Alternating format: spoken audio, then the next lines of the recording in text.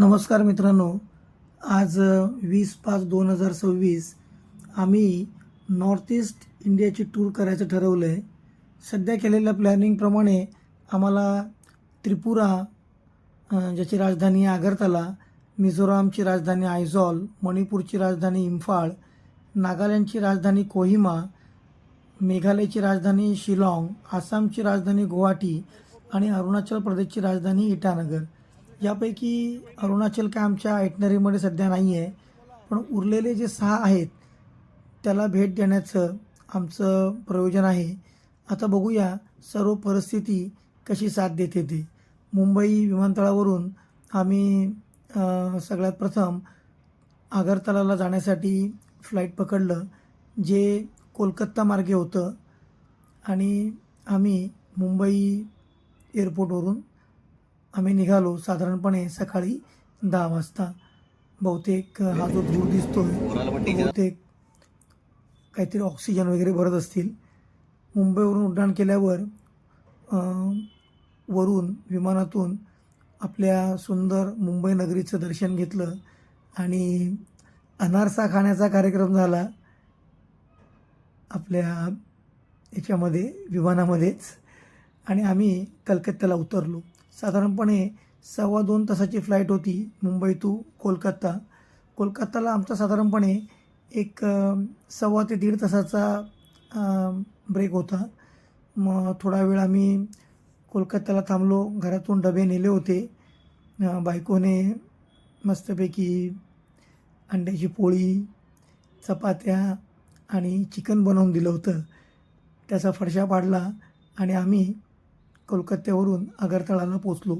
आगरतळाला आमचं फ्लाईट साधारणपणे 3 वाजता लँड झालं. आगरतळाला पोचल्यानंतर सुंदर आहे, छोटंसं पण सुंदर एअरपोर्ट आहे. तर तिथून आम्ही आगरतळा सिटीमध्ये आलो. आगरतळा एअरपोर्टपासून सिटी जी आहे ही जास्त लांब नाही आहे, एक 4 ते 5 किलोमीटर आहे. आणि हा जो बघताय तो बताला एरिया आहे, जो सिटी सेंटर आहे. बरतला हा जो एरिया आहे हा सिटी सेंटर आहे आगरतलाचा. इथे तुम्हाला अनेक लॉज आणि हॉटेल्स तुम्हाला तुमच्या बजेटप्रमाणे इथं मिळतील. आम्ही देखील इथं एक हे हॉटेल घेतलं जे जगन्नाथाच्या मंदिराच्या अगदी समोर आहे आणि नॉन AC हॉटेल होतं, ज्याचे आम्हाला 4 बेडसाठी 1400 रुपये पडले. आगरतळा तसं स्वस्त आहे. आगरतळा काय, इवन नॉर्थ ईस्टची जी बरीचशी स्टेट आहेत ही स्वस्त आहेत. इथं लुटपाट किंवा फसवणूक हे इथं चालत नाही. शांतता आहे, सर्व रेट रिजनेबल आहेत, कोणी तुम्हाला त्रास देत नाही. तर ज्या दिवशी आम्ही आगरतळाला पोचलो त्या दिवशी रात्री आम्ही इथे राहिलो. पण दुसऱ्या दिवशी आम्ही इथून निघण्याचा निर्णय घेतला, कारण की इथे पाणी जरा गढूळ होतं. त्याच्यामुळे आम्ही इथून निघालो आणि रेल्वे स्टेशनपाशी आम्ही दुसरा लॉज घेतला. आणि हे जे आता आपण समोर बघताय हे आहे आगरतला रेल्वे स्टेशन. तर तो जो बरतला एरिया आहे तिथून साधारणपणे एक 3 ते 4 किलोमीटर अंतरावरती रेल्वे स्टेशन आहे. आणि लक्षात घ्या, आगरतला रेल्वे स्टेशन हे ऑलमोस्ट भारतातील सर्वच रेल्वे स्टेशनशी चांगले जोडलेले आहे. गुवाहाटीपासून इथं भरपूर ट्रेन आहेत. दिवसभरामध्ये तुम्ही गुगल केलं तर तुम्हाला किंवा इंडियन रेल्वेच्या वेबसाईटवर बघितलं तर तुम्हाला अनेक ट्रेन्स दिसतील. तर वेल कनेक्टेड आहे. आपल्या मुंबईपासून पण डायरेक्ट ट्रेन आहे आगरतळ्याला. तर तुम्ही आगरतळ्याला जा. आता आगरतळ्यावरून आम्हाला जायचं होतं ते त्रिपुरा सुंदरी मंदिरात, जे तिथला उदयपूर नावाचा जो जिल्हा आहे तिथे आहे. तर आम्ही ट्रेनने जाण्याचा निर्णय घेतला, कारण की मागच्या वेळेला आम्ही बसने गेलो होतो. अतिशय सुंदर हिरवळ, नारळी पोपळीच्या बागा, खजुराची झाडं, लिचीची झाडं, आंबे, फणस, फळावळांची काही कमीच नाही आहे. हे जे आता आपण बघतोय ते उदयपूर रेल्वे स्टेशन आहे. आगरतळा रेल्वे स्टेशनपासून साधारणपणे 1 तासाभराचा जर्नी केलात की आपण पोचतो उदयपूर स्टेशनला. आणि उदयपूरवरून रिक्षावाला 20 रुपये पर सीट घेतो आणि आपल्याला त्रिपुरा सुंदरी मंदिरामध्ये सोडतो. तर त्रिपुरा सुंदरी मंदिर जे आहे हे त्रिपुरामधील आणि आगरतळामधील सर्वात प्रसिद्ध असं मंदिर आहे. साधारणपणे आगरतळापासून 55 किलोमीटर आहे. बाय रोड या बाय ट्रेन या. बाय रोड थोडासा वेळ जास्त लागतो, 2-2.5 तास लागतात. बाय ट्रेन आपण लवकर येतो. खूप सुंदर मंदिर आणि परिसर आहे. अतिशय म्हणजे नॉर्थ ईस्टला मंदिरांची जी एक वेगळी शैली आहे, ती वेगळी शैली आपल्याला या ठिकाणी बघायला मिळते. वेगळं कल्चर आपल्याला या ठिकाणी बघायला मिळतं. आणि बघा, पाण्याची तर काही इथं कमतरताच नाही आहे. मंदिराच्या मागे भला मोठा तलाव आहे. तर त्रिपुरा सुंदरीचं दर्शन घेऊन आम्ही निघालो आमच्या पुढच्या डेस्टिनेशनकडे, जे होतं नीरमहाल. तर ऑटो रिक्षाने आम्ही एका स्टॉपवर गेलो आणि तिथून बसने आम्ही नीरमहलच्या जवळपास पोचलो. आणि हे बघा, साधारणपणे नीरमहल जो आहे तो त्रिपुरा सुंदरी मंदिरापासून 25 किलोमीटर अंतरावर आहे. तर बसचं तिकीट साधारणपणे बघा सगळीकडे 25-30 रुपये होतं. रिक्षा साधारणपणे 20 रुपये ते 30 रुपये पर सीट घेतात. असे काही लुटालूट नाही आहे, काही महागाई वगैरे नाही आहे, सगळं स्वस्त आहे.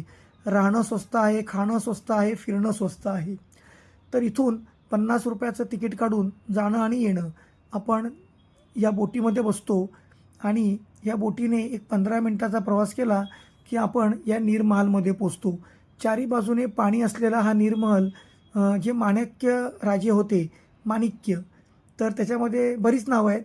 बीर, बीरमचंद्र वगैरे अशी नावं आहेत. तुम्हाला एक्झॅक्ट जर ती सगळी नावं बघायची असतील तर स्टेट म्युझियम आहे, जे तुम्हाला मी नंतर दाखवणार आहे. त्याला भेट दिल्यावर तुम्हाला संपूर्ण माणिक्य डायनेस्टीबद्दलचा सगळा इतिहास बघायला मिळेल. तर हा नीरमहाल आहे. नीरमहालाच्या आतमध्ये प्रवेश करण्यासाठी 30 रुपये तिकीट आहे. 30 रुपये तिकीट काढून तुम्ही आत जाऊ शकता. आणि खूप सुंदर असा हा महाल आहे. आतमध्ये सुंदर गार्डन आहे, हिरवळ आहे, कॅफेटेरिया आहे, जिथे तुम्हाला मस्तपैकी सुंदर कॉफी, चहा, मॅगी सर्व मिळतं. संपूर्णपणे सफेद रंगाने रंगवलेला हा महाल आहे. वारा तर काय म्हणाल, अगदी सुंदर.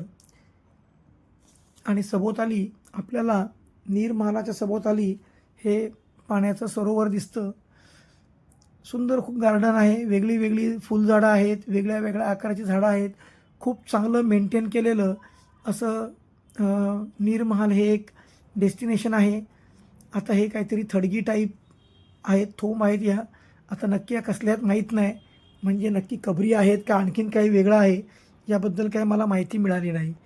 तर नीरमहालापासून साधारणपणे एक 30 किलोमीटर अंतरावर आपण येतो कसबा कालीबरी मंदिरात. कसबा कालीबरी मंदिरापासून आगरतळा साधारणपणे 16-17 किलोमीटर आहे. तर साधारणपणे जर तुम्ही बघितलं तर हे कसबा कालीबरी मंदिर किंवा त्रिपुरा सुंदरी मंदिर किंवा इतर कुठलीही मंदिरं, ह्यांची जी बांधण्याची शैली आहे ही आपल्याला साधारणपणे सारखीच दिसते. सभोवताली हिरवागार निसर्ग, मोठी मोठी आंब्याची, फणसाची, चाफ्याची, लिचीची, नारळीची, पोपळीची झाडं ही प्रत्येक मंदिराभोवती आपल्याला मिळतात. स्वच्छता आहे, भिकारी नाही आहेत. आणि विशेष म्हणजे तुम्हाला कुठेही इथले जे गुरव किंवा कोण ब्राह्मण कोणी असतील, हे काही तुम्हाला पैसे वगैरे मागत नाहीत, काही त्रास देत नाहीत. तुमच्या खुशीने तुम्हाला जे द्यायचं आहे ते द्या आणि प्रसाद वगैरे घेऊन तुम्ही म्हणजे एक समाधान मिळतं. कारण की बऱ्याच ठिकाणी आपण बघतो की मोठ्याच्या मोठ्या लाईनी असतात. आणि कसबा काली मंदिर जे मंदिर आहे त्याच्यासमोरच भारत आणि बांगलादेश यांचीही आपण बॉर्डर बघतोय. आता शेजारीच हे रबर प्लांटेशन आहे. तर रबराची झाडं आहेत, त्यांना ह्या टाईपच्या ज्या आपण बघतो इथे करवंट्या लावलेल्या आहेत. आणि या करवंट्यामध्ये ह्या रबराच्या झाडाचा चीक गोळा होतो आणि मग जो कोणी झाडाचा मालक असतो तो चीक गोळा करून तो रबर मॅन्युफॅक्चरिंगच्या कंपन्या आहेत त्यांना देतो. तर लक्षात घ्या, तर त्रिपुरा हे जे आहे ते रबर प्लांटेशनमध्ये दुसऱ्या क्रमांकाचं राज्य आहे भारतामध्ये. पहिल्या क्रमांकाचं राज्य केरळ आहे, पहिल्या क्रमांकाचं राज्य त्रिपुरा आहे. तर असे रबर प्लांटेशन आपण बघतोय. तुम्हाला मी रबर पण काढून दाखवतो. म्हणजे खरोखर मला वाटलं होतं काहीतरी चिकावरती काहीतरी प्रक्रिया केली की रबर बनतो, पण हा चीक जो आहे ना, हाच इटसेल्फ एक रबर आहे. हा बघा, आमचे मित्र महेश सातर्डेकर तुम्हाला असं रबर काढून चीक काढून दाखवत आहे. वास्तविक हा चीक आहे आणि हा चीक असा रबरासारखाच येतो. हे बघा, असा ताणला आणि हे होतो. म्हणजे कदाचित हा आपण वापरतो त्या रबराने इतका म्हणजे स्ट्रॉंग नसेल, पण हा रबरच आहे एकदम. चीक जो आहे ना, हा रबरच आहे. मग ह्याच्यावरती प्रोसेस करून रबराचे आणखीन वेगळे वेगळे प्रॉडक्ट्स बनवत असतील. छान आहे. इथं काय तुम्हाला बांबू, रबर आणि झाडं जी आहेत ना, फळझाडं म्हणा, फुलझाडं म्हणा, याची इथं काही कमतरता नाही आहे. संपूर्ण त्रिपुरा हे हिरवंगार आहे. म्हणजे आपण उगाच मोठे मोठे खर्च करून मोठ्या मोठ्या डेस्टिनेशनला जात असतो. पण आपण जशी नॉर्थ ईस्टची काही डेस्टिनेशन बघितली तर स्वस्तात आणि खूप सुंदर आहेत. आता आपण आलो आहे आगरतळापासूनच एक 5-6 किलोमीटर अंतरावरती असलेलं उज्जैनता पॅलेस आणि स्टेट म्युझियम. तर पॅलेस तर तुम्हाला समोर दिसतोय. पॅलेसच्या सभोवताली मेंटेन केलेलं गार्डन अतिशय सुंदर आहे, हिरवंगार आहे, स्वच्छ आहे. एंट्री फी इथली साधारणपणे ₹25 आहे आणि फोटोग्राफी करायची असेल तर कॅमेऱ्याचे ₹100 आतमध्ये. आता तुम्हाला जर त्रिपुरा राज्याबद्दल किंवा नॉर्थ ईस्टबद्दल जर काही माहिती हवी असेल तर ती सर्व माहिती इथल्या स्टेट म्युझियममध्ये आहे. इथं फोटोग्राफी अलाउड नसल्यामुळे आम्ही विशेष आतली फोटोग्राफी करू शकलो नाही. पण खरोखर तुम्ही जेव्हा केव्हा त्रिपुराला जाल, जेव्हा केव्हा तुम्ही आगरतळाला जाल, तेव्हा निश्चित तुम्ही या ठिकाणांना आवर्जून भेटी द्या. खूप सुंदर ठिकाणं आहेत. आता आपण नेहमी ताजमहल वगैरे म्हणतो. आपण बघा ना, हा जो नीरमहाल आहे किंवा हा उज्जैनता पॅलेस आहे, अहो हा ताजमहालपेक्षा अजिबात कमी नाही आहे आणि किती सुंदर मेंटेन केलं आहे बघा.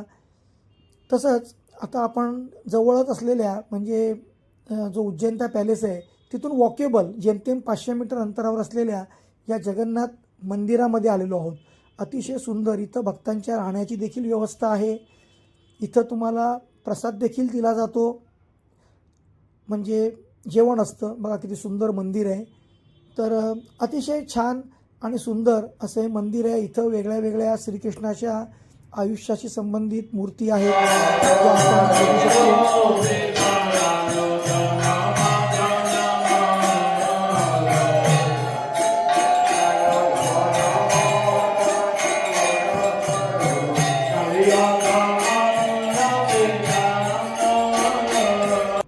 मित्रांनो, आता आपण जगन्नाथ मंदिरापासून जवळच म्हणजे रिक्षाने ₹20, शेअरिंग पर सीट ₹20 जवळ असलेल्या अखुरा चेकपोस्टजवळ आलेलो आहोत.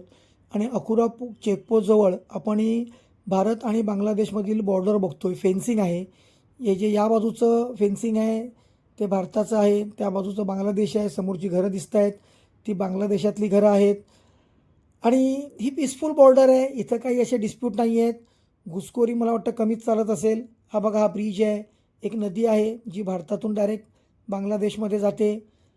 म्हणजे आपण जर भारतामध्ये उडी मारली तर डायरेक्ट एका मिनिटात तुम्ही, 1 मिनिट पण नाही, 30 सेकंदात तुम्ही बांगलादेशात. मित्रमंडळी बांगलादेश आणि भारताच्या बॉर्डरवर बसून मस्तपैकी गप्पा मारतायत. आणि जवळच असलेली हा अखुरा चेकपोस्ट आपण बघतोय. तर जी जाये होते, बांगलादेशातले बरेचसे लोक मेडिकल ट्रीटमेंटसाठी इथे येतात, ते याच बॉर्डरवरनं येतात. तसंच सामानाच्या खरेदीसाठी सुद्धा इथंच येतात.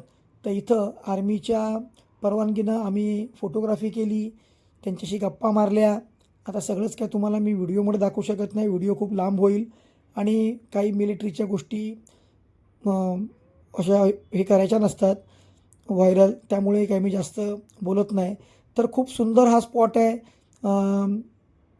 इंडिया बांगलादेश बॉर्डरचा.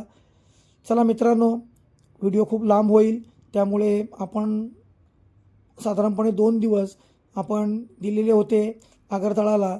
आगरतळा आपण बघितलं आणि आता आपण पुढच्या डेस्टिनेशनकडे जाणार आहोत. आपलं पुढचं जे डेस्टिनेशन आहे ते आहे त्रिपुरामधीलच एक उनाकोटी म्हणून ठिकाण आहे. तिथं आता आपण चाललो आहे. पुढच्या व्हिडिओत बघू. तर मित्रांनो, नॉर्थ ईस्टमधील आणखीन बरीच काही ठिकाणं आपण बघणार आहोत. तर पर्यटनाचा आनंद घेण्यासाठी बघत राहा यूट्यूब चॅनल प्रवासी दिनेश. चॅनल बघा आणि फिरा. लाईक करा, डिसलाईक करा, सबस्क्राईब करू नका, काही प्रॉब्लेम नाही.